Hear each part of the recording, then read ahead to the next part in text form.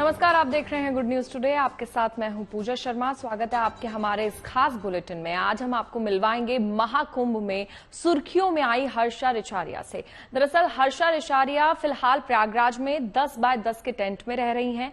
मध्य प्रदेश के भोपाल की रहने वाली हर्षा प्रयागराज के महाकुंभ नगर में पेशवाई के रथ पर बैठने के बाद चर्चा में आई थी, लेकिन ट्रोल होने के बाद वो काफी ज्यादा भावुक हो गई हैं। हर्षा से हमारे संवाददाता समर्थ श्रीवास्तव ने खास बातचीत की है। देखिए क्यों भावुक हुई हैं हर्षा और आखिर हर्षा कुंभ से जाने की बात क्यों कर रही हैं अब।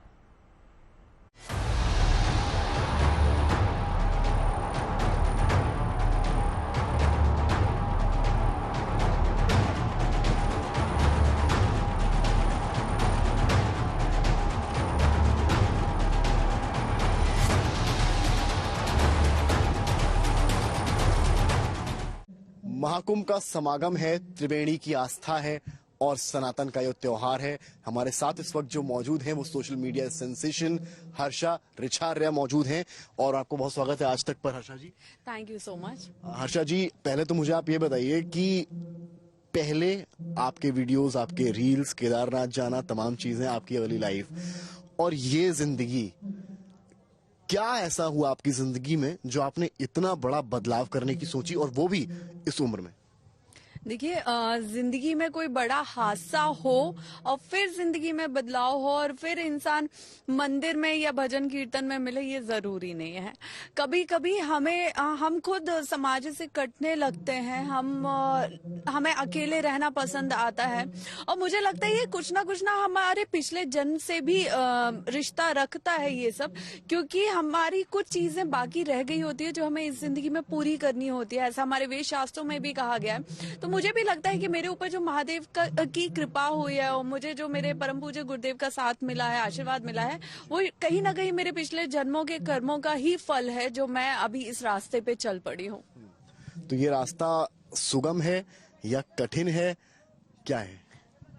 देखिए, जब मैंने ईश्वर की भक्ति में बहुत ज्यादा रमने लगी थी, मंदिर जाना, भजन कीर्तन में बैठना, जाप करना, तो मुझे बहुत इजी लग रहा था। लेकिन कहते हैं कि जब आप नेकी के रास्ते पे, भलाई के रास्ते पे, अच्छाई के रास्ते पे चलते हो तो रास्ते में बहुत कठिनाइयां आती हैं। वो कठिनाइयां जो है ना, वो मुझे अब फील हो रही है। अच्छा, आपके घर वालों ने, होता है यूजुअली कि भाई यंग एज में स्पेशली हम लोग फेस करते हैं, हम लोग भी उसी उम्र में हैं कि हम अगर काम धाम छोड़कर और कुछ पूजा पाठ सबको पसंद है, लेकिन एक होता है प्रॉपर तरीके से उसमें चले आना। घर वाले कहते हैं भाई ये क्या कर रहे हो, ये आप जॉब करो, सैलरी करो और सारी चीजें करो, पढ़े लिखे हो आप। आपके घर से या खानदान में कहीं से भी किसी ने इस बारे में कुछ कहा आपसे, टोका? देखिए, मैं खानदान की तो बात नहीं करूंगी, क्योंकि जब बेटी होती है ना तो परिवार की, माता पिता की, खानदान की बहुत सारी उम्मीदें होती हैं और उनकी जिम्मेदारियां भी होती हैं और उनकी उम्मीदें कहीं ना कहीं अपनी जगह सही है, बिल्कुल सही है।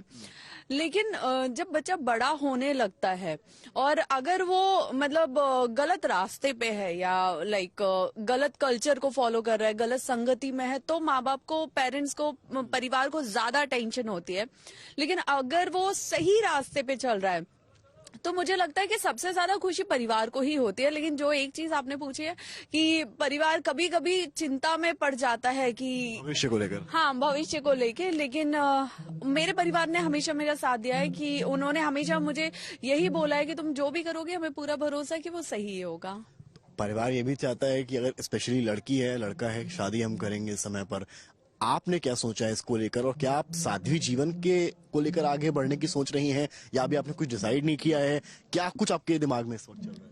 देखिए, शादी को लेके मैंने कुछ भी नहीं सोचा। मैं फिलहाल अपने धर्म के लिए, संस्कृति के लिए, युवाओं को जागरूक करने के लिए धर्म के प्रति मैं उस काम में आगे बढ़ना चाहती हूँ। मुझे लगता है कि मुझे अभी फिलहाल यही करना चाहिए, क्योंकि हर बच्चा, हर इंसान अगर सिर्फ सरकारी नौकरी करेगा, विदेशों में सेटल होगा, तो धर्म के बारे में भी तो सोचना किसी को पड़ेगा ना। तो मुझे लगता है शायद ईश्वर ने मुझे उसके लिए चुना है। कहते हैं ईश्वर अपने एक बच्चे को थोड़ा सा करीब रखते हैं। आप युवाओं के लिए इंस्पिरेशन बनना चाहती हैं, ये कहने का मतलब है? हाँ जी।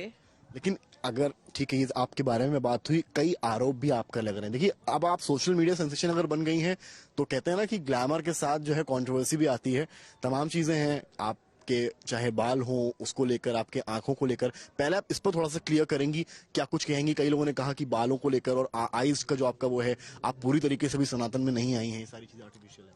सनातन से जुड़ने के लिए क्या हर चीज का त्याग करना पड़ता है? मैंने कहीं भी ये नहीं बोला कि मैं साध्वी हूँ, मैंने कहीं ये नहीं बोला कि मैं संत हूँ, मैंने कहीं ये नहीं बोला कि मैं सन्यासी हूँ। तो मुझे जो अच्छा लग रहा है मैं वो कर रही हूँ, पहली चीज। ठीक है, मैं ईश्वर की भक्ति करना मुझे बहुत अच्छा लग रहा है, जो मुझे बहुत सुकून दे रहा है, और मैं वही करना चाह रही हूँ। दूसरी चीज रही बात मेरी आंखों के कलर की, तो मैं ये भी क्लियर कर चुकी हूँ कि मैं लेंस यूज करती हूँ, और मेरे लेंस नॉर्मल लेंस नहीं है, मेरे पावर लेंस है, क्योंकि मुझे चश्मा लगा है। और हर कहीं चश्मा कैरी करना, लगाना इजी नहीं होता है, इसलिए मैं लेंस में खुद को कंफर्टेबल फील करती हूँ। रही बात मेरे बालों की, जो अभी मुझे लगता है देश का बहुत बड़ा मुद्दा बना हुआ है। पर्सनल क्वेश्चन बिल्कुल भी नहीं है, जो आरोप है हम आपसे केवल वो सवाल कर रहे हैं। नहीं, मैं पिछले 2-3 दिन से ये चीज देख रही हूँ कि एक मेरी शादी और दूसरे मेरी जटाएं, ये देश का अभी बहुत बड़ा मुद्दा है। बाकी सारे मुद्दे साइड में कर दिए हैं। तो रही बात मेरे बालों की, तो ये जो ड्रेडलॉक्स हम इन्हें बोलते हैं, जटाएं हम इन्हें बोलते हैं, ये मैं पिछले 3 सालों से करवाना चाहती थी, मुझे बहुत अच्छा लगता था। और नॉर्मल भी मैंने कई बार स्ट्रेटनर से करने का ट्राई किया, हो नहीं पाया। तो जब मैंने अपने प्रोफेशन से ब्रेक लिया और मुझे लगा कि अभी मुझे धर्म के रास्ते पे चलना है, तो मैंने सोचा कि धर्म के रास्ते पे चलना है, अब मैं वो करूंगी जो मुझे करना है, जो मुझे अच्छा लगता है, जिनसे मैं बचती रही हूँ। क्योंकि हम जब प्रोफेशनल लाइफ में होते हैं, लाइमलाइट में होते हैं, शो बिजनेस में होते हैं, वहां हमें बहुत सी चीजें दिखावे के लिए करनी पड़ती है। अब मैं जो कर रही हूँ वो मैं अपने लिए कर रही हूँ, जो मुझे अच्छा लग रहा है मैं अपने लिए कर रही हूँ। मैं अभी आधे से ज्यादा आप मेरे वीडियोस देखोगे तो आपको, जब से मैंने नॉर्मल लाइफ में आई हूँ, भक्ति में आई हूँ, मैं सिर्फ साड़ियां पहनती हूँ। अब मैं धोती कुर्ता भी पहनने लगी हूँ, क्योंकि धोती कुर्ता मैंने देखा बहुत कंफर्टेबल होता है। तो मैं हर वो चीज कर रही हूँ जो मुझे सुकून दे रहा है। आरोपों की बात हो रही थी, एक घटनाक्रम हुआ स्नान वाले दिन, रथ निकल रहे थे, उसमें एक रथ में आप भी सवार थी, जो तस्वीरों में दिखाई पड़ा।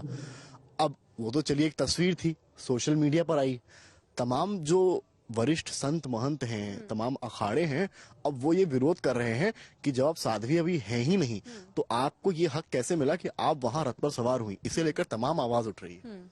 देखिए, पहली चीज तो मुझे ये कल रात से ही पता चलना शुरू हुआ है कि क्या आरोप लगने चालू हुए हैं, क्या मुद्दा बना है, क्या बवाल बना है। पहली चीज कि वो जो शाही सवारी है वो हमारे परम पूज्य गुरुदेव की निकलती है, हर अखाड़े से उनके आचार्य महामंडलेश्वर की निकलती है। उसमें समस्त साधु संत रहते हैं, महामंडलेश्वर रहते हैं, सब रहते हैं। लेकिन उसके साथ साथ जो उस परिवार से जुड़े हैं, उस अखाड़े से जुड़े हैं, अपने गुरुदेव के चरणों में हैं, वो सारे भक्त भी उन शाही सवारी में रहते हैं, रथों पे रहते हैं। और सिर्फ बात उस गाड़ी की नहीं थी, उस रथ की नहीं थी जिसमें मैं बैठी हूँ। मैंने वहां पे देखा कि जितने भी और तमाम अखाड़ों से, आश्रमों से शाही सवारी निकली है, उनमें भी बहुत भक्त बैठे हुए थे।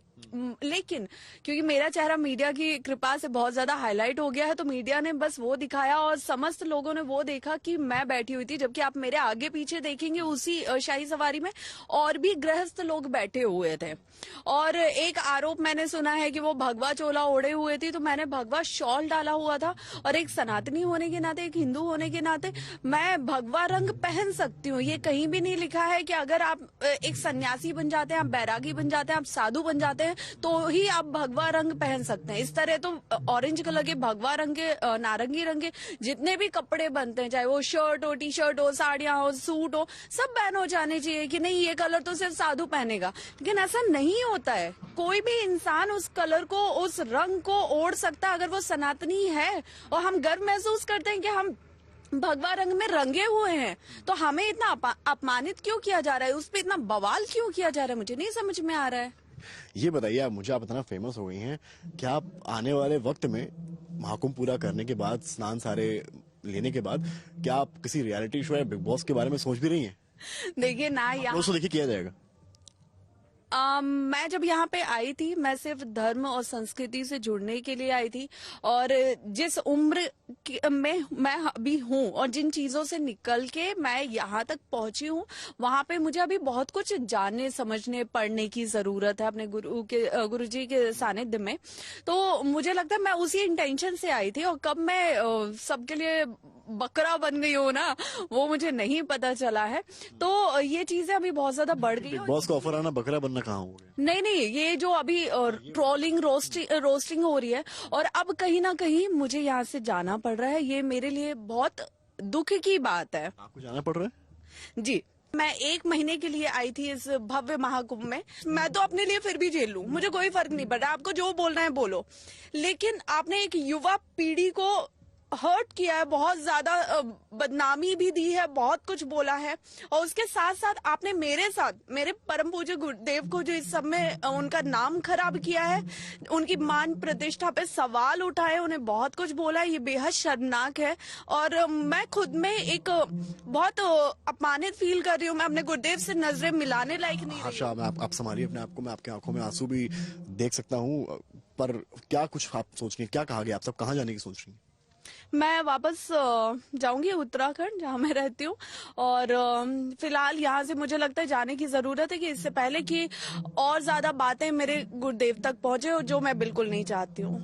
एक बेटी होने के नाते, एक शिष्या होने के नाते मैं ये कभी नहीं चाहूंगी। आपने गुरुदेव से ये बातें कहीं साझा की, उन्होंने क्या कहा आपसे?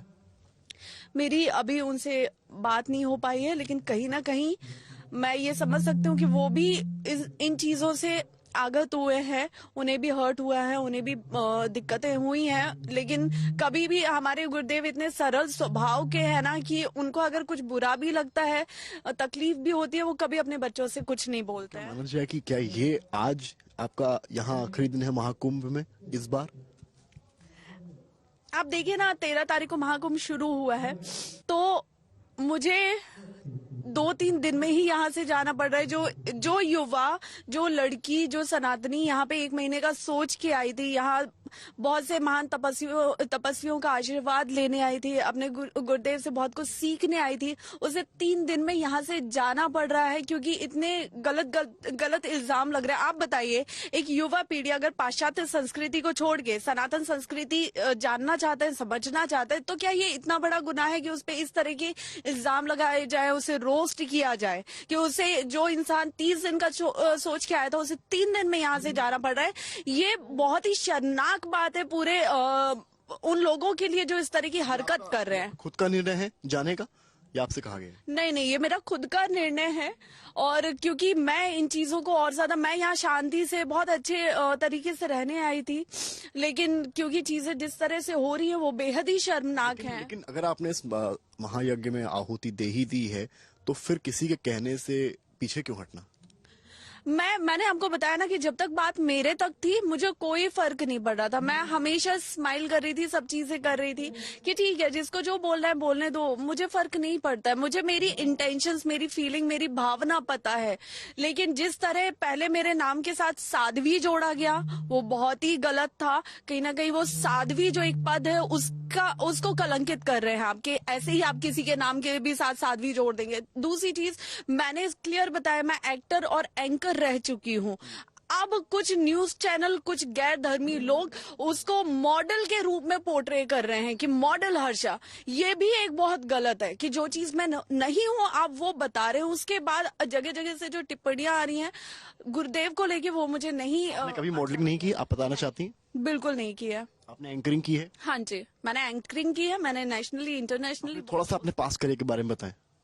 देखिए, मुझे लगता है कि मेरे पास्ट के बारे में मुझसे ज्यादा अभी मीडिया को पता है, पूरे सोशल मीडिया को पता है, तो उसमें बताने लायक कुछ है नहीं। मैं एंकर और एक्टर थी, और उससे थोड़ा सा ब्रेक लेके, क्योंकि मैं सनातन संस्कृति से बहुत ज्यादा जुड़ाव महसूस कर रही थी, शिव की भक्ति में मैं रम चुकी थी, और शिव जी को मैं पिता के रूप में मानती हूँ, पूछती हूँ। तो जो मेरे लिए रास्ते खुलते गए, जैसे मेरी सौभाग्य से मुझे मेरे गुरुदेव का सानिध्य प्राप्त हुआ, उनके छत्र छाया में रह के मैंने गुरु दीक्षा ली, मंत्र दीक्षा ली, उसका जाप किया, तो मैं और उन चीजों को जान पाई, और मैं और ज्यादा गहराई से जानना और समझना चाहती थी, क्योंकि कहीं ना कहीं मैं युवाओं को भी जागरूक करना चाहती हूँ, समाज को जागरूक करना चाहती हूँ हमारी धर्म संस्कृति को लेके। लेकिन आज एक लड़की अगर 3 दिन में इस महाकुंभ, इस भव्य कुंभ से जा रही है, उसे छोड़ के जा रही है, वो भी बहुत ज्यादा दुखी हो गए। अच्छा, आपके पास सोशल मीडिया का ऐसा हथियार है जो आपको कभी कोई नहीं वहां पर रोक सकता है। मैं चाहूंगा अपने आंसू पोंछें। मैं आपसे 2-3 लाइटर सवाल के साथ इस इंटरव्यू खत्म भी करना चाहूंगा। बिग बॉस की हमने बात कर ली, पॉलिटिकल क्या सोचती हैं आप राजनीतिक तौर पर? अभी तो आपका सब बढ़िया है, सारा आपके 1-2 million followers I guess Instagram पे हो चुके हैं। राजनीतिक किसी दल ने अप्रोच किया, क्योंकि चुनाव यहाँ हर साल होते हैं देश में, तो आपका क्या सोचना है? कुछ मन बनाया है? नहीं, मैंने अभी किसी चीज के बारे में कुछ भी नहीं सोचा है। मैं सिर्फ धर्म, संस्कृति और समाज में जागरूकता फैलाने के लिए सोची हूँ कि किस तरह हम सनातन धर्म से और ज्यादा युवाओं को प्रेरित कर सकें, उससे युवाओं को जोड़ सकें। यही मैं फिलहाल सोच रही हूँ, इसी के लिए मैं आगे काम करूंगी। अगर कहीं से आपको ऑफर आता है इस तरह का, तब आपका क्या विचार? आप सोच सकती हैं, मतलब ऐसा है? देखिए, अभी मैंने कुछ भी नहीं सोचा है, और मैं कुछ भी सोचने से पहले हर चीज अपने पेरेंट्स से, अपने गुरुदेव से जानती हूँ, समझती हूँ, उनसे उन्हें बताती हूँ, और जो मार्गदर्शन, क्योंकि सही मायने में अगर गुरु धारण किया है तो आप आंख बंद करके उन गुरुदेव के बताए रास्ते पे चलते हैं, तो जैसा भी गुरुदेव बोलेंगे और जो वो बोलेंगे वो मेरे लिए 1000% सही होगा, तो मैं उस रास्ते पे चलूंगी। आपसे लोग संपर्क करना चाहते हैं, पीआर कुछ होता है कि आदमी रखता है क्या? कोई शिष्य को लेकर आप? नहीं, ऐसा कुछ भी नहीं है। बहुत बहुत शुक्रिया समय देने के लिए। तो आपने सुना कि किस तरह से सोशल मीडिया सेंसेशन है हर्षा। इन्होंने सारे ही सवालों के जवाब दिए और अपनी बात भी रखी, इमोशनल भी हुई, और कहा कि उन्हें महाकुंभ 2 से 3 दिन में छोड़कर जाना पड़ रहा है, क्योंकि इन पर जो आरोप लगाए गए हैं वो बेबुनियाद हैं और शायद इस पर विचार करना चाहिए। कैमरामैन गौरव गुप्ता के साथ समर्थ श्रीवास्तव, प्रयागराज।